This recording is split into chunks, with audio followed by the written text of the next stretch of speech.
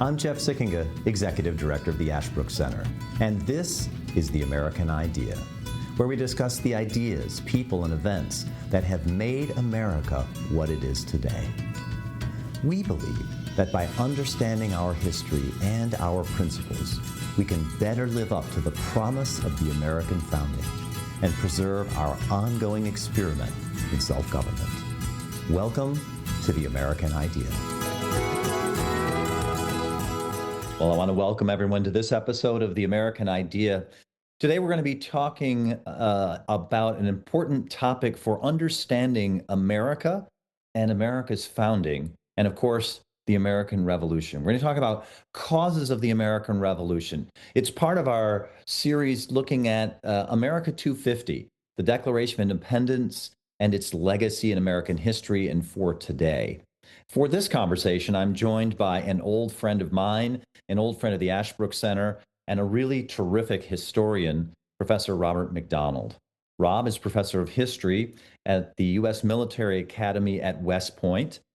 He received his bachelor's degree from the University of Virginia, my alma mater, a master's degree from Oxford University, and his PhD from the University of North Carolina. He teaches courses on the American Revolution, and on the American founding extensively. And he is the author of, I've counted at least 6 books, Rob. Well, you're giving me too much credit. I'm author of 1 and editor of 5 or 6. Okay. Well, he has been involved in the creation, let's say it that way, of a number of really terrific books, including one that I want to highly recommend to our readers, titled Confounding Father, Thomas Jefferson's Image in His Own Time. And I also want to point out this wonderful collection that he has assembled for Ashbrook's Core Documents collection entitled The American Revolution Core Documents. For those who are maybe listening who are teachers, who are parents, grandparents, who want to get great documents in the hands of young people, Rob's collection is absolutely essential for understanding the American Revolution, which is so important in this 250th anniversary year. Rob, thanks for taking the time to be with us on The American Idea. Thanks for having me, Jeff. It's always great to take part in things that Ashland and Ashbrook and teaching American history do.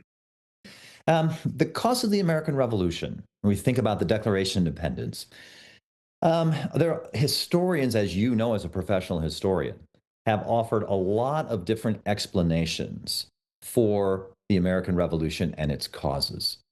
But if we leave historians behind and we go back to the Americans themselves, what were they saying about the causes of their revolution? Well, that's a great question. I mean, they obviously were saying a lot of different things at a lot of different times. If we go back to, let's say, the end of the 7 Years' War, the French and Indian War, as it was known in North America, no one would have anticipated that in 1776 we would declare our independence from Great Britain.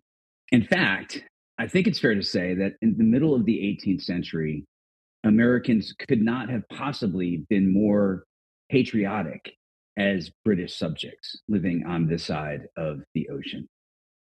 It may be the case. I mean, when you really look at the big picture, that the American colonists were more committed to British principles, more committed to British ideals, in their purity as expressed in the Glorious Revolution of 1688, right, which overturned James II and brought in William and Mary as new monarchs. I think our commitment to those British founding principles ran so deep and was so sincere that it essentially put us at odds with the Englishmen who lived on the other side of the ocean, who had kind of lost track of those fundamental principles, who had drifted away from that, and who, in our eyes, had become corrupted. And because we couldn't rescue those British principles as part of the British Empire, despite trying for years and years and years, from the Stamp Act crisis to the Townshend Acts, all the way up through the 1770s, I think ultimately we came to the conclusion that if we were going to rescue those principles, if we were going to be able to continue to enjoy our essential rights to life and liberty and property and safety and happiness, we were going to have to do that on our own. Your collection, I was really interested to see of your core documents volume that you put together on the American Revolution. Interestingly enough, doesn't start in 1776. It doesn't even start in the 1770s. It goes all the way back to 1761, and a piece by James Otis on writs Mhm. of assistance. What were some of those fundamental principles of American and British liberty that the colonists were arguing for? Sure. I mean, so it's interesting because the French and Indian War is a huge historical irony because it's a team effort, between the British and their American colonists, fighting against the French and the Native American allies of the French for the control of the eastern half of North America. And the colonists with the British won. I mean, we won this tremendous victory. But of course, all victories come at a cost. Certainly, there was a human cost, but there was also a financial cost. And during the course of the French and Indian War, Britain's national debt doubled. And so it's not a strange thing that as this war draws to a conclusion, members of parliament would start to look at their balance sheet and look for new sources of revenue. And one new source of revenue would be actually enforcing a bunch of old tariffs that had been imposed for the regulation of trade, on goods that circulated throughout the British Empire. And smuggling was rampant in British North America.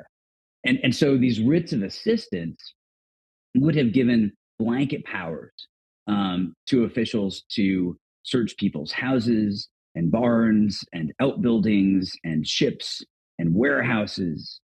And one of the fundamental principles that James Otis was standing up for, when he called for the resistance to these writs, um, was the traditional notion of safety and security in one's possessions. The right, not to be subject to arbitrary search and seizure, as we would say, or as he said, in some ways a broader and more fundamental principle. And you used to hear this phrase a lot. At least I did when I was a kid. I don't know that we hear it as much anymore. It's disturbing that we don't, but it's the notion that everyone's house is his castle. Every man's house is his castle. Every woman's house is her castle. If you are the king or the queen of your castle, I mean, pop quiz for you, but I'm sure you're going to get the answer right. If you're the king of your castle, Jeff, who is not the king of your castle? That's right. The king himself. That's exactly. So, I mean, this principle shows us that Britain was not a totalitarian regime, right? In a totalitarian regime, the king would be king everywhere. Everything would be subject to the will of the government. But in America, we drew a line, and in the British tradition, we drew a line, between what was the rightful realm of the government and what was left up to individuals. So, what you do in your castle, that is up to you. What you do on your property, that is up to you, so long as you don't do things that, impose a cost or violate the rights of others around you. So the king is the king on the public road. The king is the king on the public square. The king is the king in the high seas. But Americans had a very important and profound notion of property rights. And these writs of assistance were violating, that understanding of our property rights. This again, the story that you have the Americans tell, and that they are telling, and that you so wonderfully dramatized in this core documents volume, is a growing sense among the Americans that these violations of established liberties are not a one-off. They begin to see a pattern, or at least some of them, like James Otis, like Samuel Adams, begin to see a pattern of behavior that they regard as really an attempt, a premeditated attempt to usurp those powers and take them for the English crown. Um, is that the sense that we have of a growing movement from the 1760s onward toward 1776, of this growing understanding, hey, wait a minute, maybe something bigger is going on here? I think that's exactly right. You know, um, in the early 1760s, there were probably a lot of people in Boston and Massachusetts and the American colonies generally, if they had heard some of the complaints, some of the fears expressed by people like James Otis or Sam Adams, who were early leaders of the resistance movement, a lot of people probably would have written them off as conspiracy theorists. And yet, as the drama unfolded during the course of the 1760s and 1770s, Adams and Otis, instead of seeming like conspiracy theorists, British actions had turned them into prophets because their prophecies had become fulfilled. I mean, just skip forward a little bit from the writs of assistance controversy to 1765 when you have the Stamp Act crisis. I mean, the Stamp Act was a tax, placed essentially on paper and any goods that made use of paper, including legal documents, newspapers, books, and the like. And paper was something that we were not allowed to produce for ourselves in America, and we did not consent to this tax. So Parliament, which if you take seriously the principles of the Glorious Revolution of 1688, if you take seriously the philosophies of John Locke, who justified the Glorious Revolution of 1688, the reason we have government in the first place is to protect natural rights to life and liberty and property. And here the British Parliament, where we have no representation, is without our consent reaching into our pockets and taking our money without asking. I mean, that's theft. That's certainly how we viewed it. And if that wasn't bad enough, the provisions of the Stamp Act maintain that any Americans who ran afoul of the Stamp Act would not be tried by juries of their peers, but instead by vice admiralty courts. They would be tried by British officials. So, both our natural right to property and our cherished, longstanding civil right to a trial by a jury of our peers are both endangered by the Stamp Act. And I think what such, brought about such horror on the part of Americans when they looked at the Stamp Act and its provisions is not just the fact that, yes, this was a tax and people don't like to pay taxes. What horrified them was what this said about Parliament's understanding of Americans' rights as British colonists. And then, of course, there's such a hue and cry about the Stamp Act that it seems for a moment that the British government realizes it's made a mistake, and there's a sort of reversal of policy. But that then, as you chronicle, it doesn't seem to last very long. Right.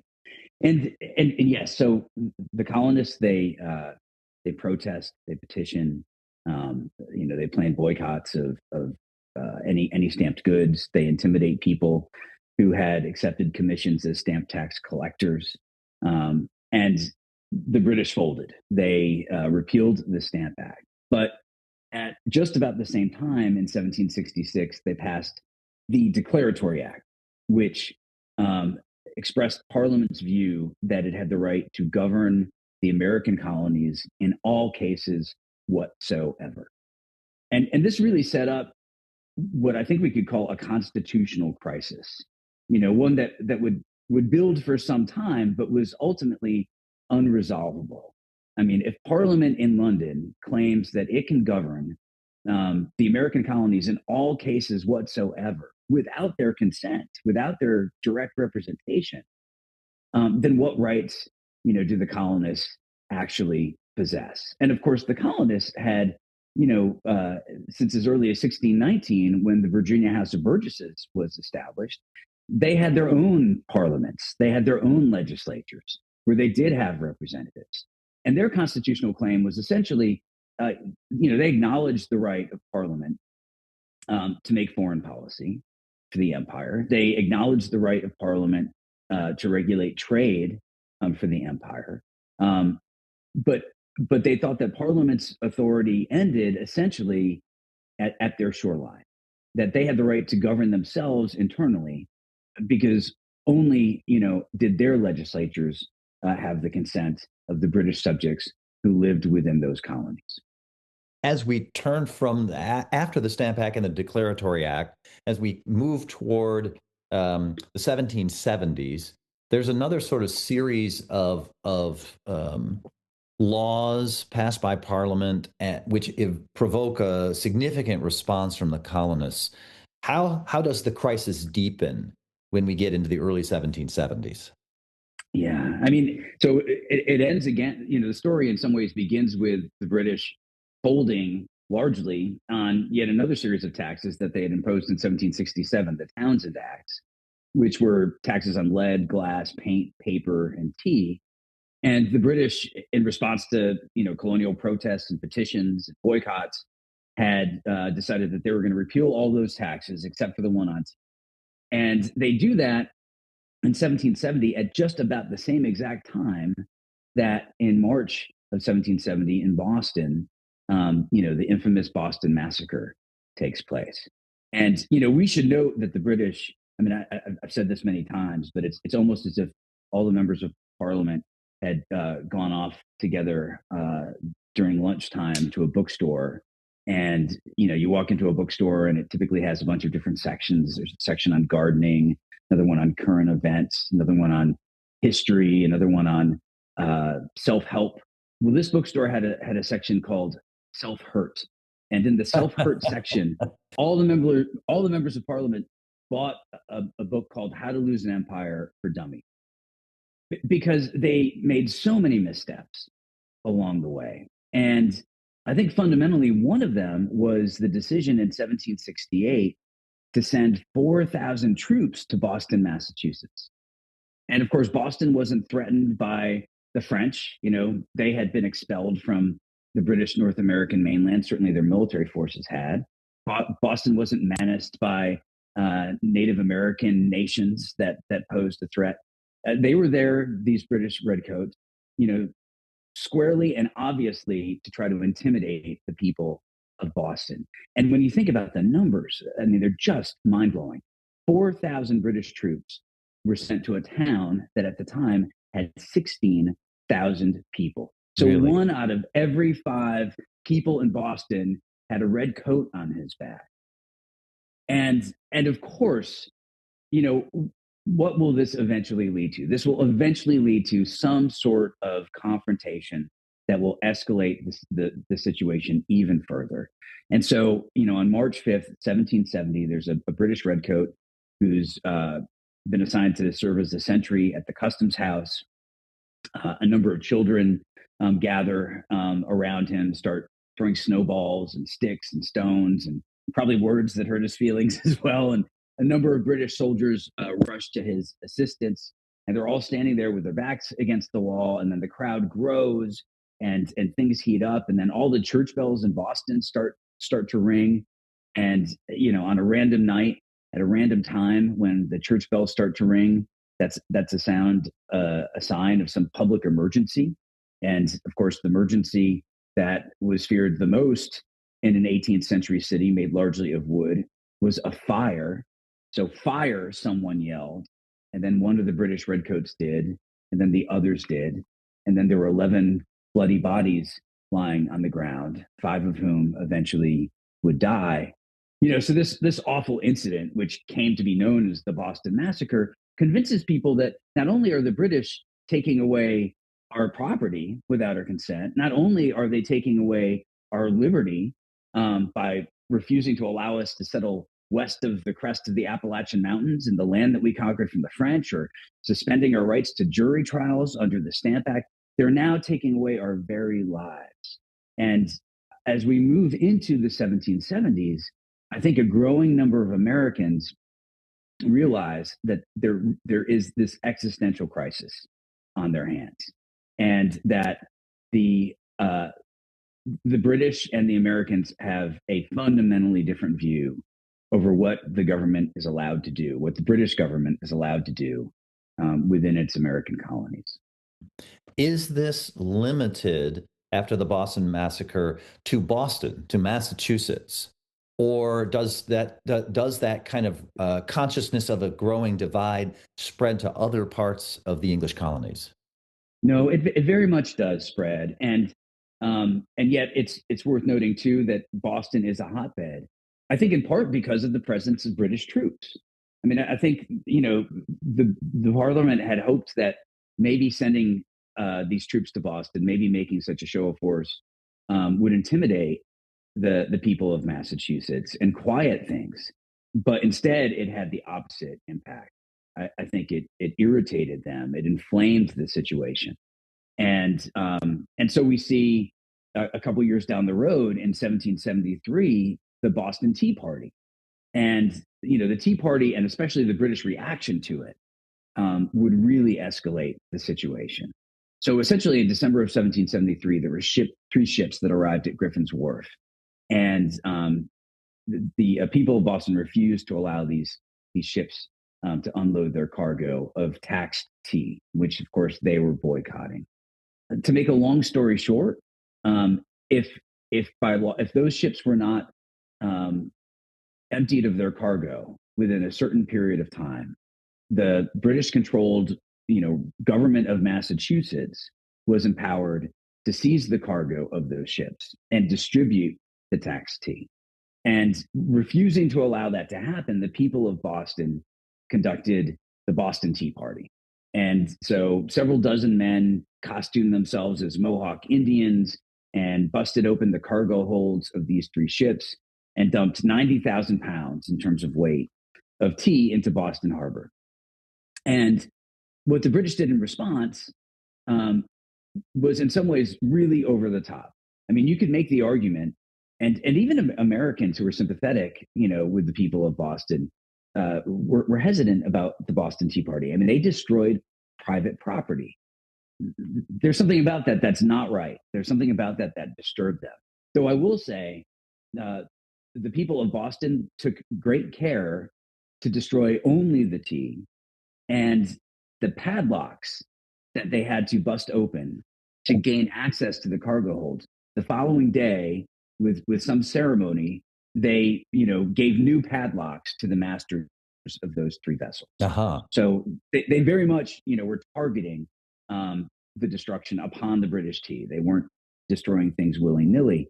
But you could imagine that the British would make an effort to identify and apprehend and charge with crimes the individuals who had taken part in the Boston Tea Party. But instead, the British government engages in group punishment.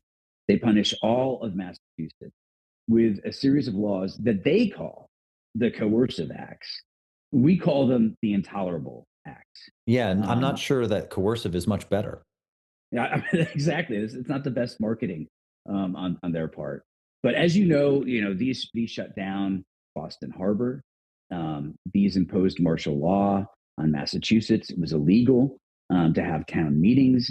It was illegal for the Massachusetts legislature to meet for any purpose other than to discuss paying back the British East India Tea Company for the tea that was destroyed. So for us to be ruled at gunpoint, for us as Englishmen in America not to be able to come together to make the laws under which we live, which were rights and powers that we had exercised, literally since the Mayflower had landed in 1620. It struck not only the people of Massachusetts and New England as an outrage, but it struck people elsewhere in British North America as an outrage. So, for example, down in Virginia, in Williamsburg, the members of the Virginia House of Burgesses, Virginia's legislature, passed a resolution expressing their solidarity with the people of Massachusetts in the face of the Intolerable Acts. Well, the royal governor of Virginia, Lord Dunmore, expressed his solidarity with the British government and disbanded the House of Burgesses. And again, this is a horrible misstep that I think the British are making by disbanding all of these legislatures. Essentially, what they're forcing Americans to do is reconstitute themselves in what I suppose we could call extra legal bodies. So in Virginia, they called it the Virginia Convention. So all the members of the House of Burgesses, they can't legally meet as the House of Burgesses, but they continue to meet despite the fact that they've been disbanded. They call themselves the Virginia Convention. And yet the British and the royal governor refused to talk to, negotiate, deal with, receive correspondence from the Virginia Convention or the Massachusetts legislature that reconvenes itself without the permission of the British government. And indeed, beginning in 1774, in the aftermath of the Intolerable Acts, the First Continental Congress is going to meet in Philadelphia. All the colonies are coming together to figure out what to do in the face of these British impositions on their liberty. And yet the British government won't recognize the legitimacy of any of these bodies. It won't speak with them. And ultimately, that is going to set things up for a resolution, not through discussion and debate, but instead through the force of arms. Before we continue with our conversation, I'd like to take a moment and ask you to learn a little more about the Ashbrook Center and how you can help us continue our work with teachers, students, and citizens. I'm Chad Kiefer, Director of Philanthropy and Strategic Partnerships here at Ashbrook. At its heart, America's story is about the lives of patriots who have given their last full measure of devotion to preserve and protect what it means to be an American. But the tragic truth is that the American story is being rewritten as one of oppression and despair. Back in 1776, the founders took a chance when they created a new government built on principles of liberty. They took a chance on America. Now I'm challenging you to do the same. Your gift to Ashbrook today reaches students, teachers, and citizens across the country, helping them to understand why America is worthy of their devotion. With so many forces eroding our history and taking away from our principles, isn't it time we give America a chance? Your investment is encouraged now more than ever. Please visit us today at ashbrook.org/support. If Boston is one of the hotbeds, as you say, certainly one of the hottest of the hotheads in Boston is someone you already mentioned, Samuel Adams. And I was struck by one of the documents in your collection, what the Royal Governor of Massachusetts, Thomas Hutchinson, said about Samuel Adams. And you have it here that he said, Governor Hutchinson doubted, quote, whether there is any greater incendiary in the king's dominion or a man of greater malignity of heart. Talk a little bit about the role that certain individuals played in the lead up to the American Revolution. That's a great question. I mean, there are so many people who play crucial roles, including, we should note, so many common people, so many regular individuals who are taking part in these boycotts, who are signing petitions, who are going to public demonstrations. There's so many individuals who make a big difference. And there's so many individuals who make a big difference, sometimes in ways that aren't quite so obvious. So think of Sam Adams's distant cousin, John Adams. We mentioned the Boston Massacre. Of course, the British soldiers who opened fire on that crowd, they were charged with crimes. And it was John Adams who did the very unpopular thing. He agreed to serve as their defense attorney. And largely, with a couple of exceptions, he was able to exonerate all those soldiers, and they walked free. And he showed that, despite the temperature in Boston, despite the strong anger that Bostonians felt toward the British, these British soldiers were still able to receive a fair trial. That jury trials in America still worked, that we were still capable of governing ourselves and of judging our peers and in a just and fair way. I mean, that should have set things up, I think, for at least diminution of tensions with the British. It should have given them faith that their subjects in America were true Englishmen, truly capable of governing themselves. And yet, the British let that opportunity pass.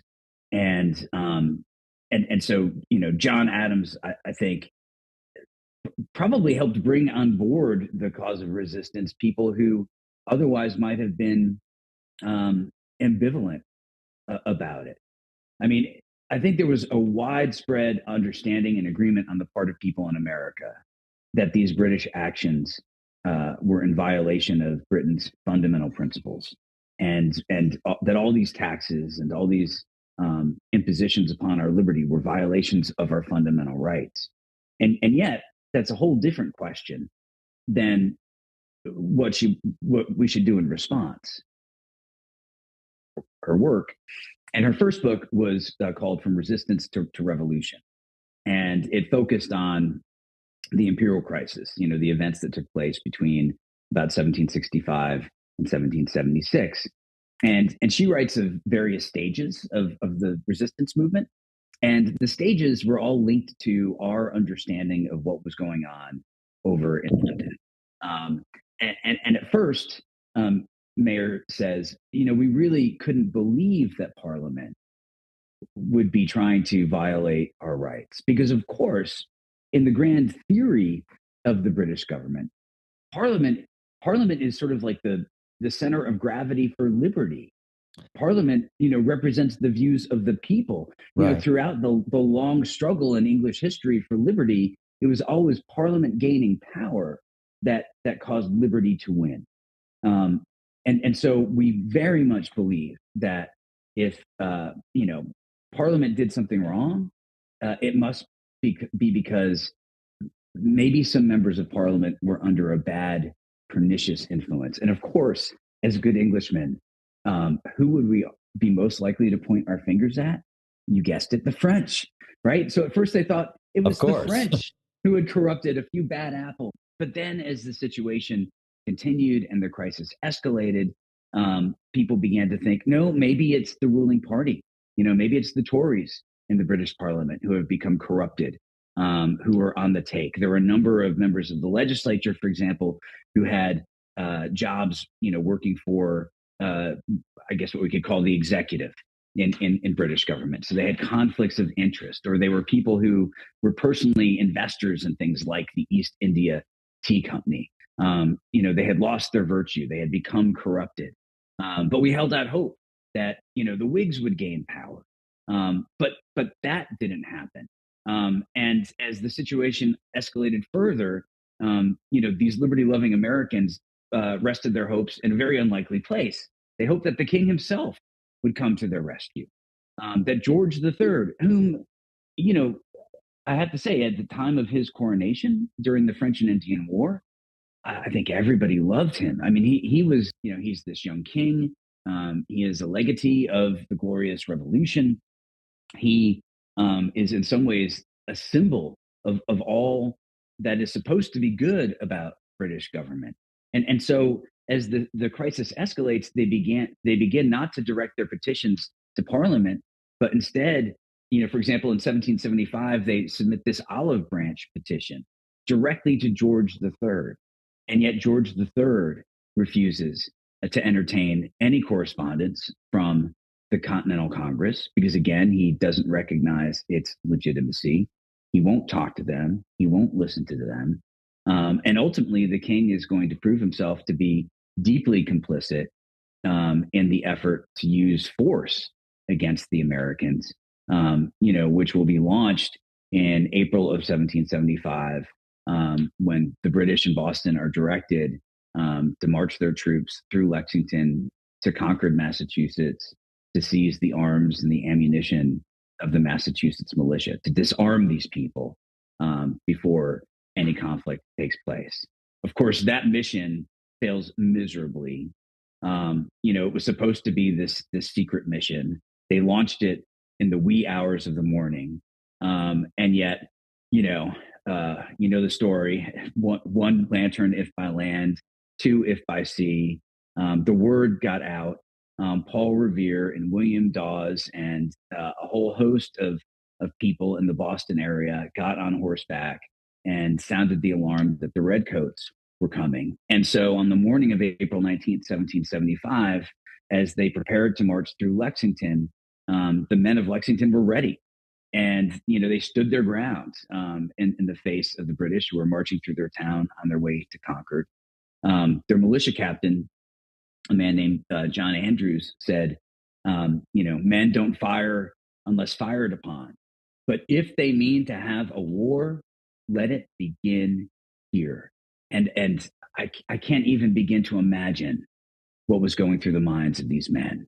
I mean, they're standing their ground at dawn on April 19th, weapons drawn, facing their enemy, but their enemy is their army, the British army.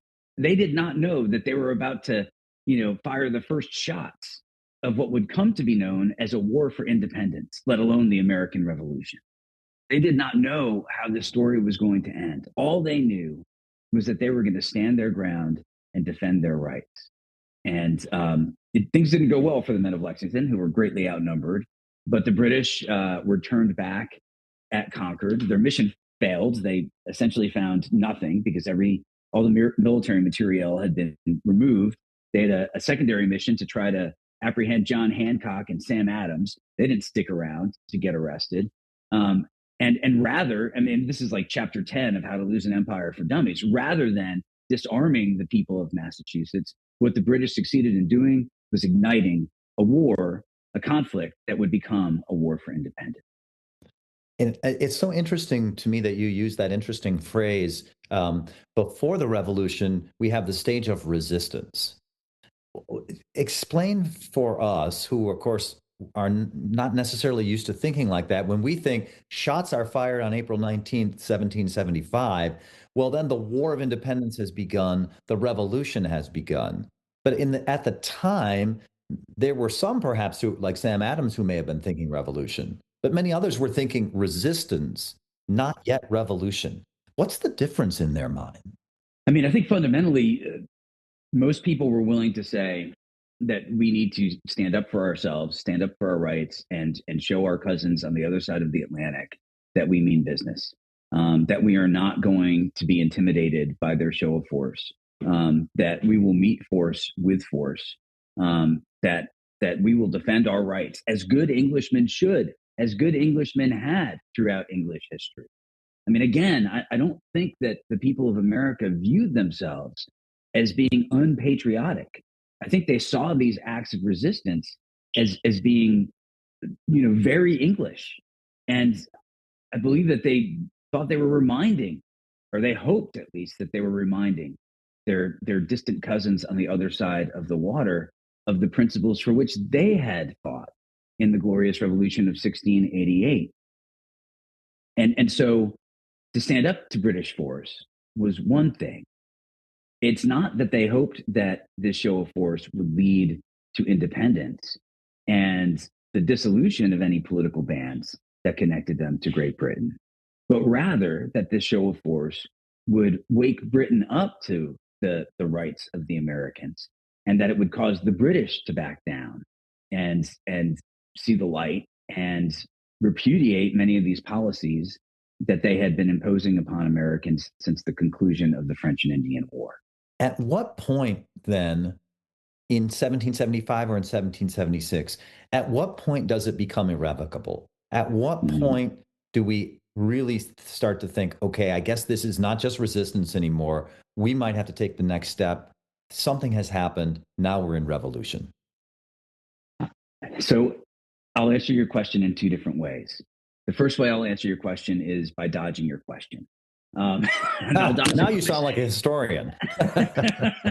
I'll dodge it by saying that there were many different points for many different individuals. I mean, maybe the point where you just can't imagine reconciling with Great Britain is when your husband dies fighting the British, or your son, right? Or when you lose a limb fighting the British, or maybe it's when your house is torched by British troops. Maybe that's when you decide that no, there's no way that I can be a loyal subject of the king anymore. We should not forget the fact that Lexington and Concord is just the beginning of a series of battles that are going to be fought in New England. And then, of course, it will expand to New York and other parts of British North America. So there is a war that is raging, from April of 1775 onward. And that, I think, is making it increasingly difficult for many Americans to imagine that they can ever really reconcile with the British government. So that's my dodge to your question. There wasn't any one time. All right, if I have to answer your question, I'd say that in December of 1775,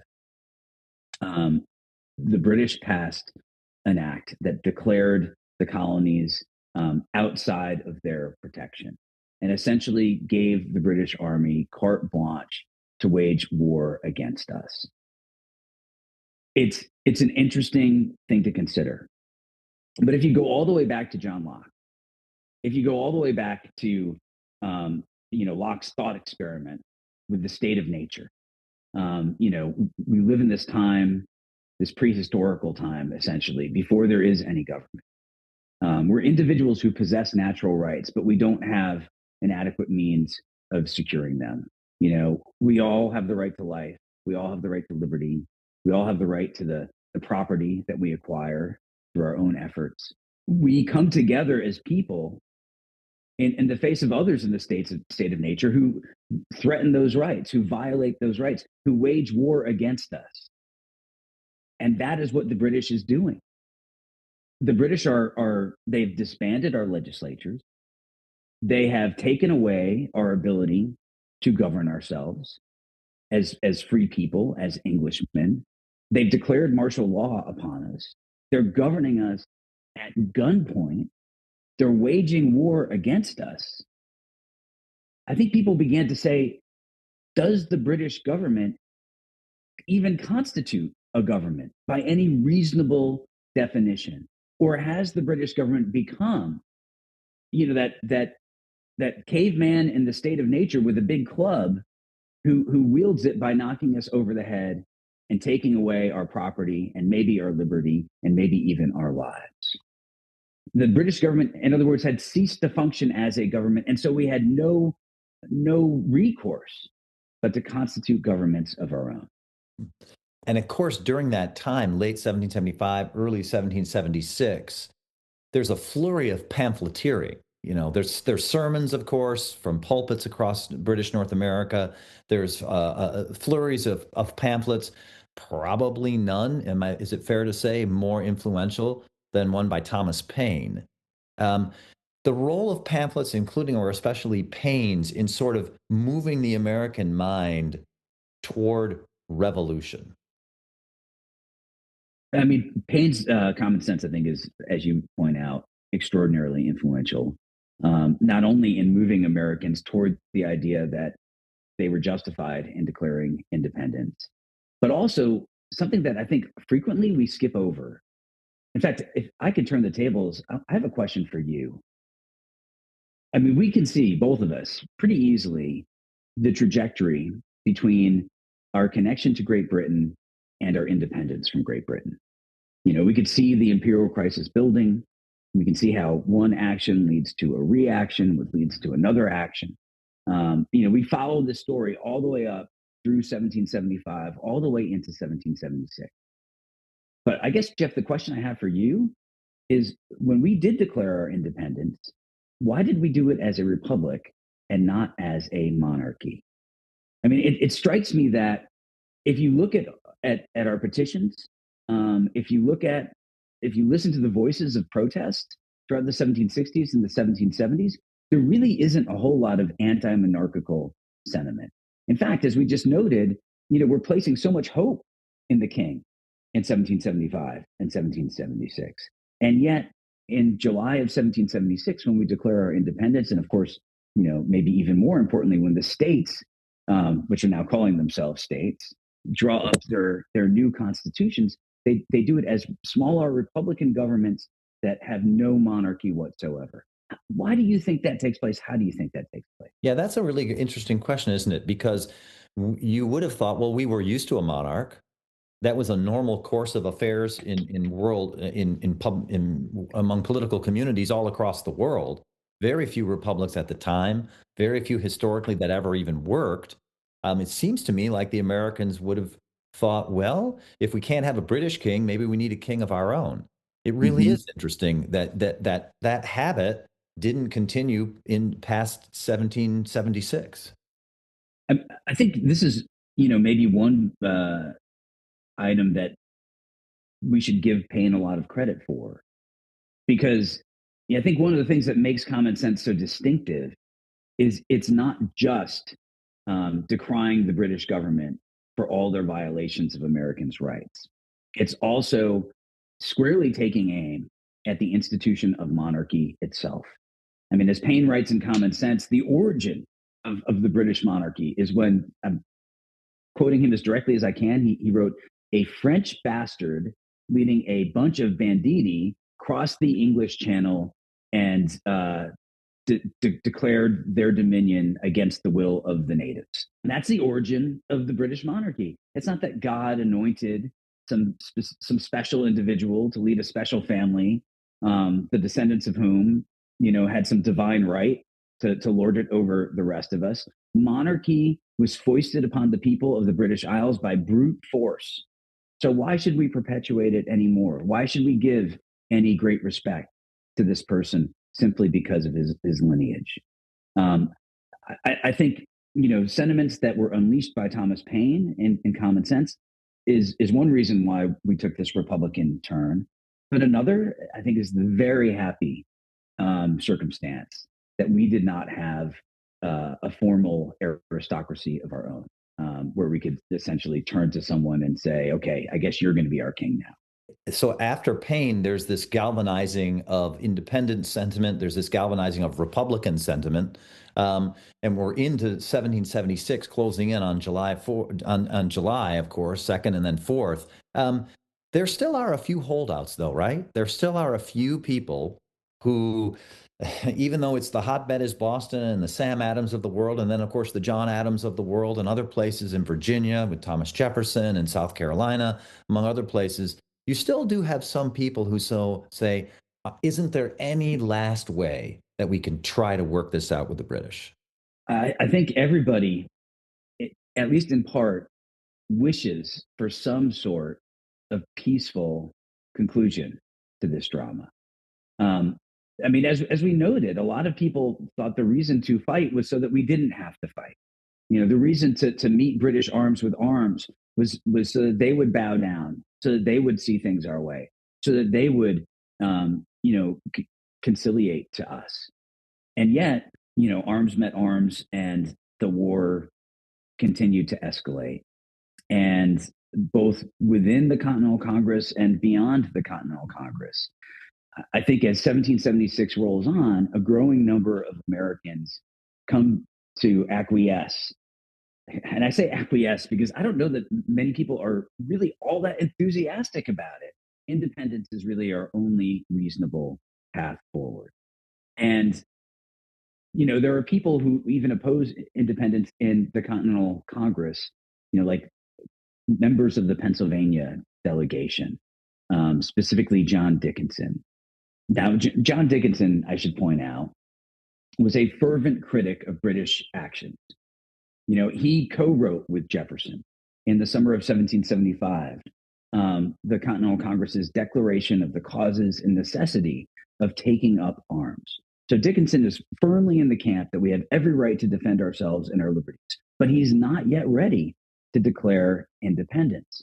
But it becomes pretty clear early in July of 1776 that there is growing sentiment on the part of the delegates to Congress to declare independence. And Dickinson and the other members of the Pennsylvania delegation were opposed to it. They acquiesced to the decision of the whole, and they essentially walk out of the room and allow Ben Franklin and the remaining members of the Pennsylvania delegation to throw Pennsylvania's support behind the cause of independence.